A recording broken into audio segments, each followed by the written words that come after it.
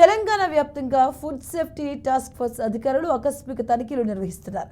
నిబంధనలు పాటించని పలు హోటళ్లకు జరిమానాలు విధించారు. గత కొన్ని రోజులుగా తూతూ మంత్రంగా తనిఖీలు చేసిన అధికారులు నిబంధనలు పాటించని హోటల్స్ యజమానులపై ఎలాంటి చర్యలు తీసుకోలేదు. అయితే తాజాగా హోటల్స్, రెస్టారెంట్లపై రాష్ట్ర ఫుడ్ సేఫ్టీ అధికారులు పలు హోటళ్లపై దాడులు నిర్వహించారు. నిబంధనలు పాటించని హోటళ్లపై, రెస్టారెంట్లపై చర్యలు తీసుకుంటామని హెచ్చరించారు.